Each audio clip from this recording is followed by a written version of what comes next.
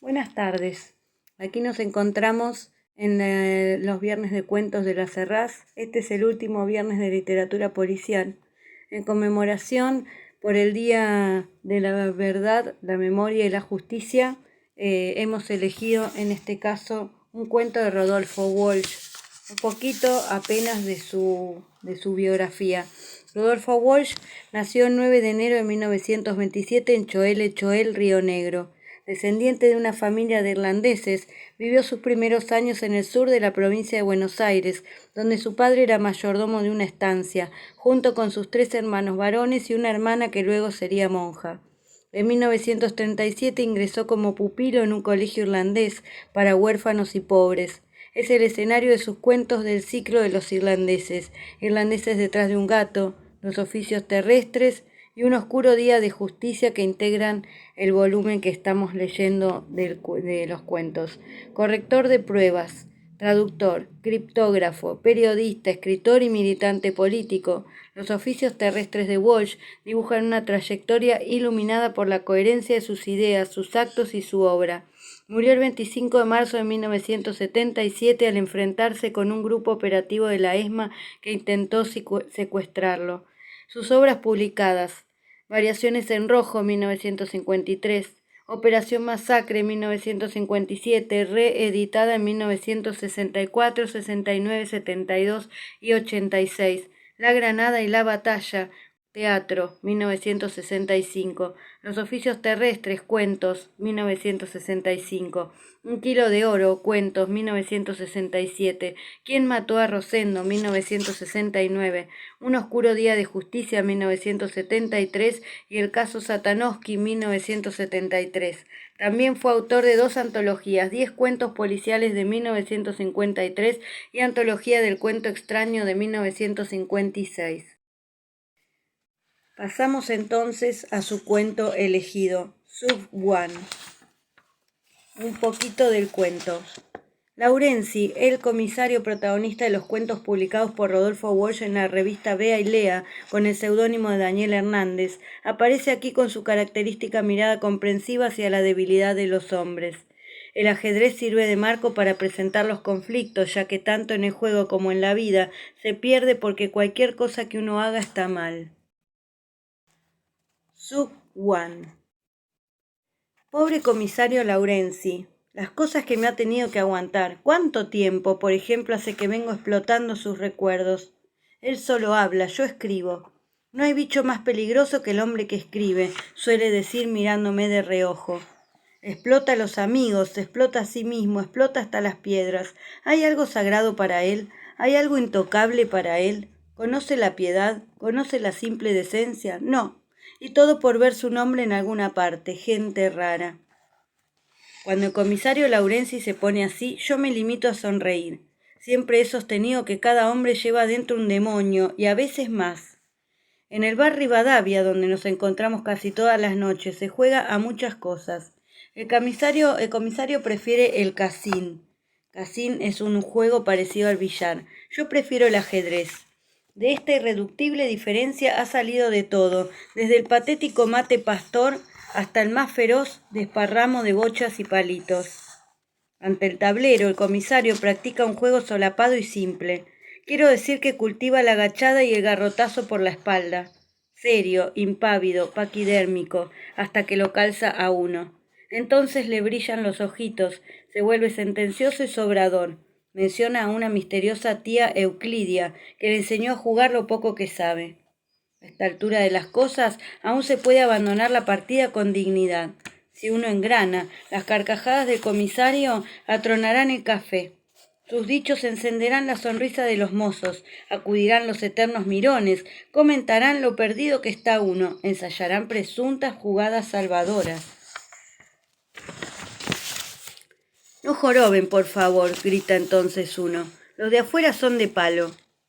Y mueve, y pierde, con la sutil satisfacción de equivocarse solo. ¡Je! Afeitado y sin visita, comenta entonces el comisario sonriendo modestamente y mira a su alrededor como invitando a que todos lo miren. Si lo dejan, en esos momentos de euforia, hasta es capaz de pagar un café.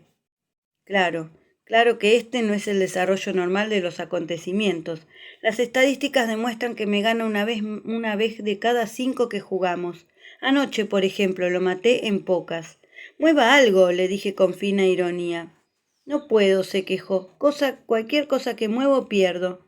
Está en posición de sub-swan, le advertí.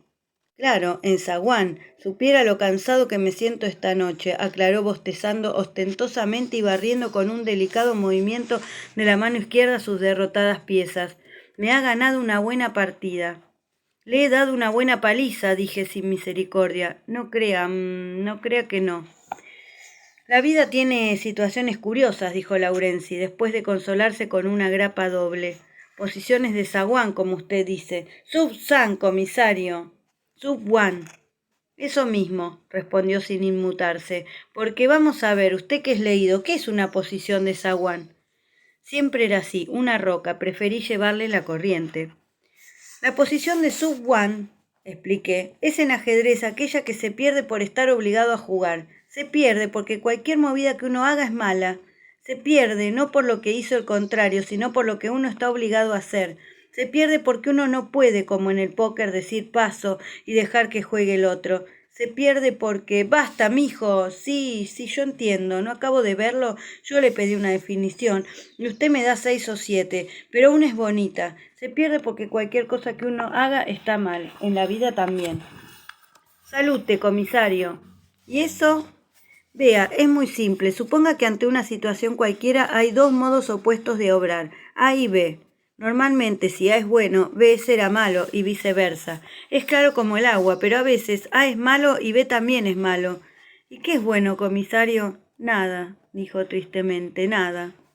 Es una historia larga y absurda, murmuró Laurenzi, acariciándose el bigote, pero tiene algo que ver con esa partida que usted me acaba de ganar y por eso se la cuento. Yo vengo aquí desde que usted era chico. Hace 20 años ya se jugaba al ajedrez en estas mesas. Ese lenguaje que usted oye, esas frases hechas que no escucharía en ninguna otra parte, esos chistes que nadie de afuera entendería, se han ido formando con el tiempo. Una costumbre, una comodidad, un vínculo borroso pero fuerte. Una tradición, interrumpí. Ríase si quiere, ese era el esquema. El contenido es un cúmulo de cosas que trascienden el juego. Aquí han venido hombres tristes, hombres oscuros, hombres preocupados, hombres que iban a tomar alguna tremenda decisión. ¿Nos hubiera descubierto usted con una sola mirada? Es imposible, admití. Nadie nos reconoce con una sola mirada. Hacen falta tantas miradas y tantas palabras y tanta superfluidad de gestos y... Entonces no me interrumpa, dijo con hostilidad, que no acerté a explicar. Era, prosiguió sin transición, un hombre canoso, delgado, que conversaba muy poco. Por esa época, y le hablo de 15 años atrás, tendría alrededor de 60. Siempre lo vi con el mismo traje, pero impecablemente limpio y planchado. También usaba bastón, un viejo bastón de madera, bruñida y lisa, de punta ferrada. Le menciono el detalle porque eventualmente supe que era un arma más peligrosa de lo que parecía. Lo usaba, dijo, para defenderse de los muchachos, de las patotas, quién sabe. Al ajedrez no jugaba nunca, pero daba la impresión de entender, porque recorría todas las mesas con cara de inteligente y si le preguntaban, respondía con una jugada exacta. Me parece estarlo viendo apoyado en su bastón con la cabeza imperceptiblemente ladeada, en desorden el cabello acerado, los ojos claros y luminosos y el aspecto de una sonrisa en los labios. Llegaba a una hora fija, saludaba, caminaba entre las mesas, miraba las partidas, saludaba, se iba. No se daba con nadie. Los demás lo tenían por un excéntrico, pero a mí, usted sabe, siempre me han interesado los viejitos raros. Tardé 3 meses en pasar del saludo a una conversación sobre el tiempo. Tardé 6 meses más en averiguar su nombre, se llamaba Aguirre, y algo de su vida. Por esa época me dedicaba 30 segundos al entrar antes de ir a ver los juegos. Fue una felicidad para mí el día que pude sentarlo a tomar un café. Yo acababa de retirarme de la policía, explicó con una mueca, y sentía ya ese tedio, ese fastidio que me impulsa a hablar de cualquier cosa con cualquiera. Una de las primeras cosas que le pregunté era por qué no jugaba al ajedrez. Enrojeció. Entonces comprendí que lo que yo había tomado por orgullo era una exagerada timidez. Juego por correspondencia, me dijo. ¿Cómo es eso? Muy simple. Hay una Federación Internacional de Ajedrez por correspondencia. Usted pide que le designen un rival de su misma fuerza. Ellos le dan la dirección de ese rival, que puede estar en Nicaragua o en Australia o en Bélgica, y usted le escribe indicándole cuál es su primera jugada. Él contesta, y de ese modo se entabla la partida, que puede durar meses o años, según el tiempo que tarden en llegar las cartas. La más larga que yo jugué duró 4 años y medio, con un pescador de Hong Kong. Y en esa correspondencia pregunté, ¿no hacen más que anotar las jugadas o hablan también de otras cosas? Por lo general hablamos de otras cosas si tenemos un idioma común, además de la anotación ajedrecística que es prácticamente universal. En ese momento, por ejemplo, en este momento, puedo decirle con más exactitud que los diarios cuál es la situación en Asia, merced al pescador de Hong Kong. Algún día le mostraré mis partidas. El comisario Laurenzi hizo una pausa, pidió otro café y encendió un cigarrillo negro. Entre la promesa y el cumplimiento de la promesa, prosiguió, luego, pasaron varios meses. Un día me invitó a su casa. Su casa era una simple habitación amueblada en una especie de hotel. Había orden allí, pero un orden producto de la voluntad y no del entusiasmo. No sé si usted me entiende. Un cuarto refleja de algún modo el carácter de quien lo ocupa. Y aquí, para darle un ejemplo, los libros estaban escrupulosamente alineados en sus estantes, pero debajo del ropero se adivinaban unas sombras verdosas que, lamento decirlo, eran botellas vacías, y un almanaque en un rincón eternizaba el mes de noviembre de 1907. Pequeñas cosas, por supuesto, pero yo tengo el hábito profesional de observarlas. Y luego, ese rostro de mujer. Era lo primero que uno descubría al entrar. Estaba puesto de tal manera sobre el escritorio, la luz de la ventana lo iluminaba con tan delicada precisión que usted no podía dejar de ver y padecer en el acto ese rostro, que era el de una vieja fotografía, que era el fantasma de un tiempo muerto y amarillo, sueño del polvo retornado al polvo, pero conmovedoramente joven y hermoso todavía. Comisario, le recordé, las ordenanzas de la Policía Federal le prohíben hablar de ese modo. Había sido su mujer, prosiguió sin hacerme caso. María Isabel, usted sabe lo feas que son en general las viejas fotos, pero esta no, porque había sido sacada al aire libre, en una hamaca, al pie de un árbol, y la muchacha no tenía uno de aquellos atroces sombreros de antaño, y el árbol estaba florecido, y una extraña luminosidad iluminaba el ambiente. Se enamoró de ella, provoqué. ¿Qué queda de los muertos?, dijo, porque ella estaba muerta, y su lugar exacto en el tiempo, solo por una piadosa ficción, podía mi amigo abstraerlo de aquel mes de noviembre de 1907 en que ella se tiró bajo un tren. Mi amigo quedó solo, y entonces supe cuál era ese resorte que yo instintivamente sospechaba en él, y que venía buscando con esta tenacidad de perro de presa que a veces me avergüenza. ¿Por qué se mató? Por una de esas historias fútiles y antiguas. Un hombre la conquistó, la abandonó y luego se fue. Ella no encontró otra salida. ¿Y el seductor? Era un extranjero, volvió a su país. Ella no dijo su nombre a nadie, pero todo, casi todo, se supo después, por una de esas fabulosas casualidades. Aquella tarde en que Aguirre me invitó a su casa, fue para mostrarme una partida por correspondencia que había iniciado poco antes y que lo tenía muy preocupado. No sé cómo me he metido en esto, dijo. Conozco la posición como la palma de mi mano y sé que estoy perdido. Es más, esta partida se ha jugado antes. Puedo señalarle la página exacta del Griffith en que figura, con una o dos transposiciones, y decirle quiénes la jugaron y en qué año. A primera vista usted no observa gran cosa, es una lucha equilibrada, pero dentro de 8 movidas no tendré que jugar. Habré llegado a una típica posición de sub-one. Y sin haber cambiado una sola pieza. Es para morirme de risa. Pero si usted conocía la partida, inquirí extrañado, ¿por qué entró en esa variante? Ahí está, dijo agriamente. Eso es lo que me subleva. Usted ve la trampa y puede escapar. Pero más que la fuga, le interesa el mecanismo de la trampa. Le fascina la cerrada perfección de la trampa. Aunque usted sea la víctima y arriesga un pie y luego el otro para comprobar cómo funciona, y luego es tarde. Pero, insistí, ¿cómo sabe que su rival verá todas las jugadas justas? Las verá, estoy seguro, contestó sonriendo sin alegría. Es un lince, es un diablo, y además él también conoce la partida. Muéstreme las cartas, dije en un súbito impulso. Titubeó, pero luego me trajo una carpeta con toda la correspondencia, las cartas de su enemigo y copias en carbónico de las suyas.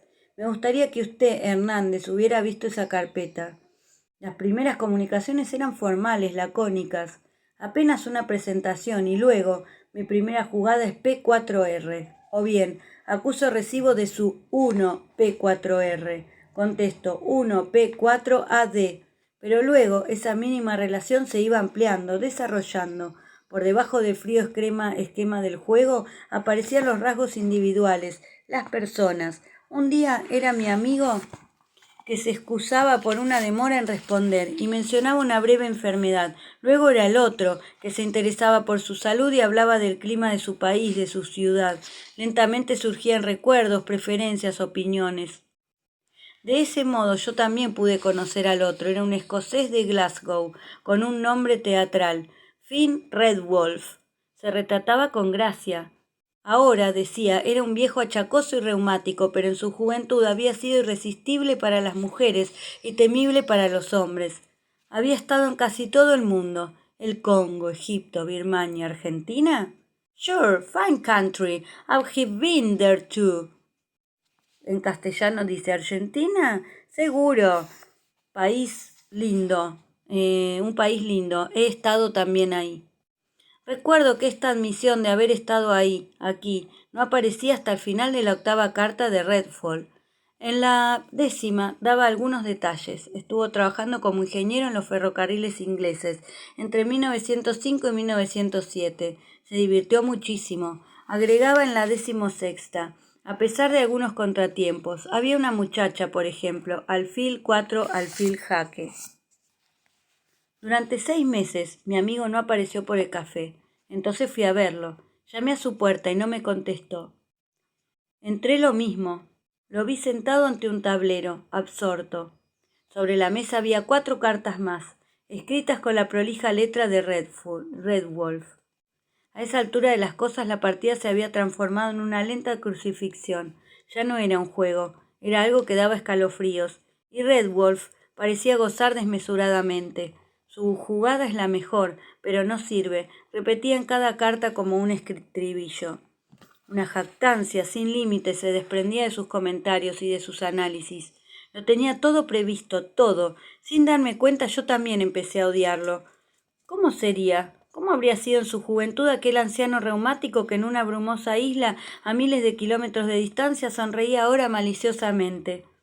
Lo imaginé alto, lo imaginé atlético, tal vez pelirrojo, con un rostro flaco y alargado, y duro y hermoso, con pequeños ojos verdes y crueles. Pero había algo peor, algo indefinible y siniestro, algo que se parecía, diría yo, a una segunda partida simétrica e igualmente predestinada. El otro plano, ¿comprende? El plano personal desenvuelto en lucha. Al principio me resistí a creerlo porque era tan absurdo. Pero luego tuve que rendirme a la evidencia. Había animosidad allí, había un rencor instintivo de ambos lados. Y ese conflicto tenía misteriosas correspondencias con la partida de ajedrez. Tenía su mismo creyendo, idénticos augurios de catástrofe y aplastamiento. Era como si Redwolf, llevado por una de esas manías de los viejos y los solitarios, no se conformara con ganar sobre el tablero, como si le quedara otra instancia superior que dirimir y adjudicarse. Era un tempestuoso, era, y usted sabe las reservas con que yo uso esta palabra, un malvado. En cada una de sus frases latía un sarcasmo, pero había que desmenuzar la frase para encontrar el sarcasmo, y eso lo hacía doblemente doloroso. Ah, si mi amigo no hubiera sido tan inteligente. Pero Redwolf desplegaba su vida como una bandera y desafiaba. ¿Qué no había hecho él? Hablaba de los tigres que cazó en Asia, de las negras que violó en Kenia, de los indios que mató a tiros en la Guayana. A veces parecía inventar, aunque sus referencias eran siempre muy exactas. Y de tanto en tanto, como un leitmotiv, surgía el recuerdo de sus 2 años en la Argentina a comienzos de siglo. También aquí, decía, lo habían querido las mujeres, una sobre todo, pero tuve que dejarla. Usted comprende. Fue un lío. Lisbeth I called her, or Lizzie. La llamaba Lisbeth, a veces Lizzie. Aguirre se defendía del mejor modo posible. Escatimaba detalles de su pasado, pero el otro volvía a la carga. Cuénteme algo de usted. Su país habrá progresado mucho. Dejamos buenos ferrocarriles allí. A propósito, ¿por qué no abandona la partida? You are lost, you know. Está perdido. Luego recaía en la crónica de sus amores. Lizzie tenía ojos muy hermosos, indolentes y serios. Sus ojos se arrepentían de sus labios, y no solo de sus labios. Red Wolf, impávido, degradaba con sutiles indecencias el viejo tiempo muerto. Componía abominables juegos de palabras, lazy, Lizzie, retruécanos, jactancias. Era toda una técnica la suya. El plano personal había pasado a primer término. Empezaba por arrasarlo todo en ese plano, y luego, en la última línea, pasaba al otro, a la partida de ajedrez, y asestaba un nuevo golpe. Caballo 6, torre, cric, jaque. Aguirre, yo también creo que usted está perdido, le dije. Sin duda, contestó en voz muy baja, pero se me ha ocurrido una idea, una última idea. Pasaron aún 2 meses antes que volviera a encontrarme con mi amigo. Había recibido carta con la jugada decisiva de Red Wolf. Se encontraba en la clásica posición de sub-one que él había previsto. No tenía salida. Sin embargo, no parecía tan desesperado como otras veces. Estaba casi tranquilo. Le pedí la carta de Red Wolf. Presumo que la partida termina aquí, decía el remoto, inverosímil anciano. No creo que usted quiera jugar otra. Por eso debo apresurarme a contarle el final de la historia. Lizzie se mató, y creo que fue por mí. Se tiró al paso de un tren, tratando de evitar el accidente. El maquinista arruinó los frenos. Me tocó repararlos por una de esas coincidencias. Yo tenía particular aprecio por aquella locomotora, también por Lizzie, pero la pobre no era rival para nuestros constructores de Birmingham. Sin embargo, debo decirle que cuando supe lo que había hecho Liz, comprendí que su país entraba en la civilización. En el Congo no me hubiera ocurrido nada semejante. Pobre Liz, Lizzie, Lisbeth, me ha quedado una foto suya. Estaba muy hermosa, en una hamaca al pie de un árbol. Ya no recuerdo si fue en octubre o en noviembre de 1907. Hernández, usted dirá que soy un estúpido, pero solo en ese momento quise comprender. Solo en ese momento identifiqué aquellos nombres, aquellos diminutivos, como una sencilla progresión aritmética. Liz, Lizzie, Lisbeth, Isabel, María Isabel. Aguirre estaba muy pálido ahora y clavaba los ojos en el tablero en la posición irremediable. ¿Qué piensa hacer?, le dije. Cualquier cosa que haga, pierde. Se volvió hacia mí con un brillo extraño en los ojos. Cualquier cosa no, repuso sordamente. Eran las 4 de la madrugada. Solo el comisario y yo quedábamos en el café. ¿La partida terminó ahí?, pregunté. ¿La historia termina ahí? Ya le dije una vez que nada termina del todo nunca, pero si se empeña puedo darle un provisional epílogo. Mi amigo desapareció durante un tiempo bastante largo. Cuando volvió, me dijo que había estado en el extranjero y no quiso agregar más. Pero yo soy muy curioso. ¿Recuerda aquel bastón con que andaba siempre? Lo desarmé en su presencia, le saqué la punta y apareció la aguda hoja del estoque. Aún tenía una mancha de color ladrillo, un hilo de sangre coagulada. Él me miró sin rencor. Había recobrado el aspecto dulce y tímido de un niño. Red Wolf, Red Blood, dijo mansamente. Yo también sé hacer juego de palabras. Los diarios ingleses comentaron durante algún tiempo el asesinato de Finn Red Wolf en su residencia de Escocia, sin ahorrar los detalles truculentos. ¿Sabía su amigo cuando empezó la partida que Red Wolf era el culpable de la muerte de María Isabel? No lo creo. A lo sumo sabía que era extranjero. Tal vez logró averiguar que le gustaba el ajedrez. Esa pudo ser la fuente secreta que lo impulsaba a jugar por correspondencia, en busca de su misterioso enemigo. No es un mal argumento, sin embargo, para que su historia tuviese auténtico suspenso, final sorpresivo y todo lo demás, el seductor castigado debió ser otro. ¿Usted, Hernández?, preguntó con desdén. El pescador de Hong Kong, dije suavemente. ¿Pero qué hizo usted, comisario? Yo, ¿qué podía hacer? Estaba jubilado y el crimen ocurrió fuera de mi jurisdicción. Y después de todo, ¿fue un crimen? que el azar no le depare a usted estos dilemas. Si no denunciaba a mi amigo, hacía mal, porque mi deber, etcétera, etcétera. Y si lo denunciaba y lo arrestaban, también hacía mal, porque con todo mi corazón yo lo había justificado. Solo puedo decirle que Aguirre murió 2 años después y no en la cárcel, sino en su cuarto, de vejez y cansancio y desgracia.